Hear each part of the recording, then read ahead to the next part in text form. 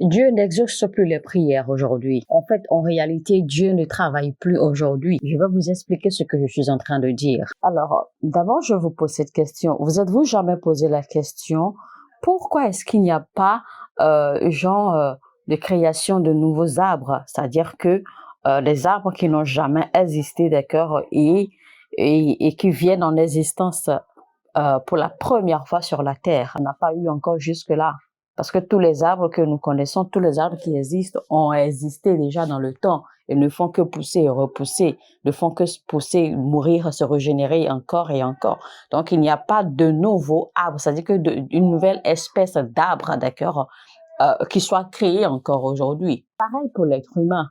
Avez-vous déjà vu une nouvelle espèce ou une autre espèce d'être humain, d'accord, qui soit créée, qui apparaisse de nulle part aujourd'hui? Non. Cela veut simplement dire que Dieu a déjà cessé de créer depuis longtemps. Notre Dieu est assis paisiblement sur son trône et il nous regarde. Il nous observe. Alors, voici ce que Dieu a fait. Dieu a créé le monde avec les principes, des règles et des juridictions, des régulations, d'accord, qu'il a placé, d'accord, sur la terre et sur le monde, et il nous a donné la foi pour fonctionner avec. Alors, pourquoi Dieu a-t-il encore besoin, d'accord, des anges pour fonctionner? Pourquoi Dieu a-t-il besoin des anges pour accomplir les tâches? Parce que Dieu pouvait simplement, d'accord, depuis son trône, commander les choses, et puis les choses allaient simplement se passer de façon automatique, sans même l'assistance des anges, etc. Alors Dieu a créé la terre avec tout le système qu'il a créé autour. Donc Dieu attend de nous, d'accord, d'utiliser les armes qu'il nous a données, les éléments, les instruments qu'il nous a donnés pour pouvoir opérer et fonctionner, d'accord, sur cette terre qu'il nous a donnée avec tout le système qu'il a mis autour. Donc Dieu nous a donné la foi et il attend que nous utilisions la foi, il attend que nous exercions la foi, d'accord, pour en fait faire manifester les choses que nous désirons, pour mettre les anges à notre service afin de manifester les choses que nous désirons. Donc, il n'existe pas de mouvement automatique ou de manifestation automatique parce que Dieu a disposé un système par lequel toute chose peut être faite, toute chose peut être accomplie. Si je vous pose la question de savoir si Dieu vous a donné votre bain aujourd'hui, vous allez me dire non, parce que vous avez pris votre bain tout seul.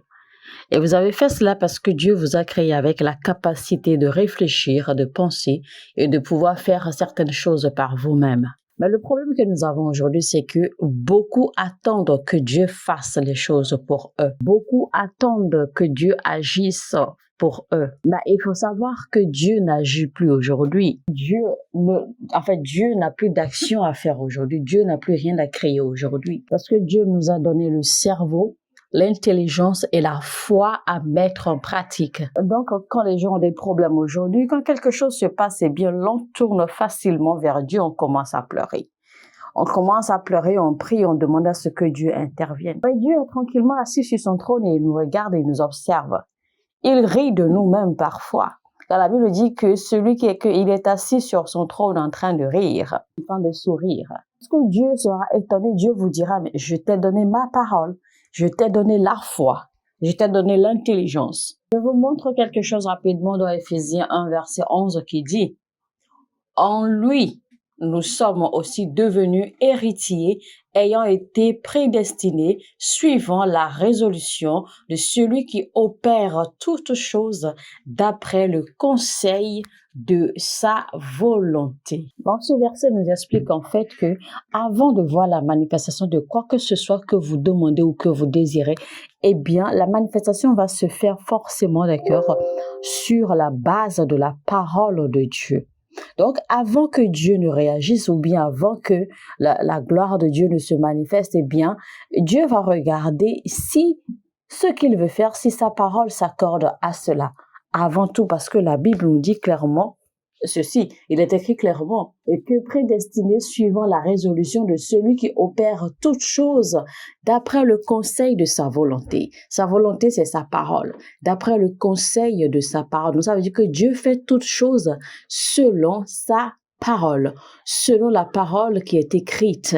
Nous avons des situations devant nous, des problèmes devant nous, mais Dieu nous a donné la Bible contenant 66 livres et il nous a demandé de les utiliser à notre satisfaction. Tout ce que Dieu attend de nous, c'est que nous utilisions la parole qu'il nous a donnée et la foi qu'il a mise en nous.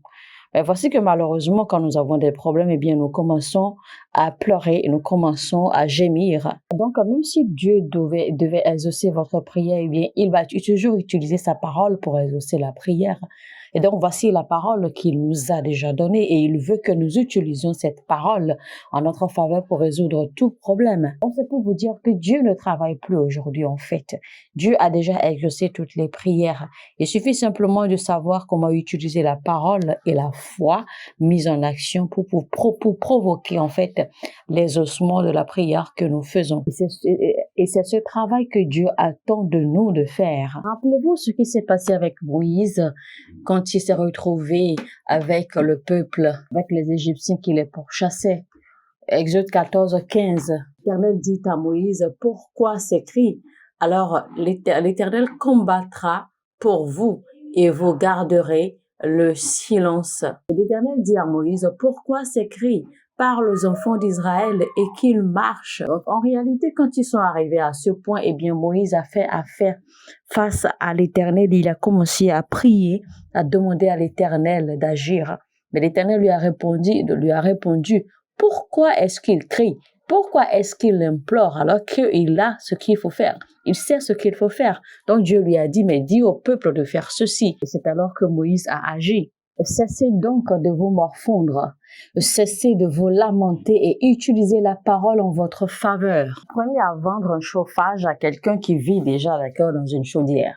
C'est-à-dire que quelqu'un vit déjà dans une chaudière et vous devez alors apprendre à lui vendre encore un chauffage alors qu'il n'en a pas besoin. Pour vous dire en fait que vous devez développer la capacité afin de vendre des choses à des personnes qui n'en ont même pas besoin.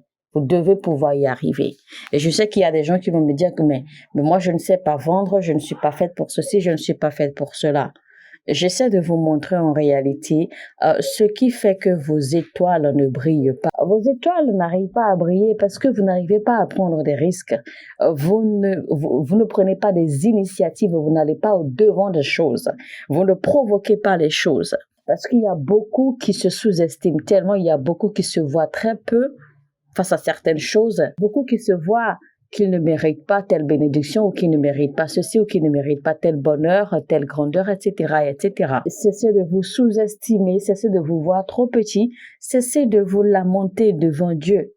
Parce qu'il y a certaines de vos actions, certains de vos comportements ou attitudes qui empêchent Dieu, d'accord, de vous donner les bénédictions qu'il faut parce qu'il sait que vous ne pourrez pas gérer ce qu'il va vous donner. Il y a des bénédictions, si Dieu libère certaines bénédictions à certaines personnes, eh bien ces gens risquent de mourir. Ces gens risquent de suffoquer parce que ils n'auront pas la capacité de maintenir ou de supporter ou même d'entretenir et de garder ces bénédictions. De vous comporter comme des enfants, comme des bébés devant Dieu. Parce que même votre vie de prière démontre que vous êtes comme un bébé. Et c'est ça qui fait que Dieu ne peut pas libérer certains niveaux de bénédiction ou certains niveaux de grandeur. Parce que vous ne saurez pas comment gérer. Vous devez donc grandir spirituellement et dans votre mentalité pour que quand Dieu vous donne, quand Dieu libérera de grands niveaux de bénédiction ou de bénédictions importantes que vous puissiez les gérer. Ne souffrez pas du manque d'approbation des gens. Peu importe ce qui se passe autour de vous, et peu importe ce que l'on pense de vous, peu importe comment l'on vous regarde, parce que nous parlons ici de la vie réelle et ses réalités. Alors, mesdames et messieurs, c'est donc tout pour ce message. C'était toujours la suite de notre message, développer sa capacité, toujours avec le prophète Hubert Angèle. Si vous avez aimé ce message, alors cliquez sur le bouton j'aime et partagez-le au maximum autant que vous pouvez. Abonnez-vous si vous ne l'avez pas encore fait, activez la cloche de notification afin de ne rater aucun message. Et sur ce, je vous dis que Dieu vous bénisse et à très très bientôt.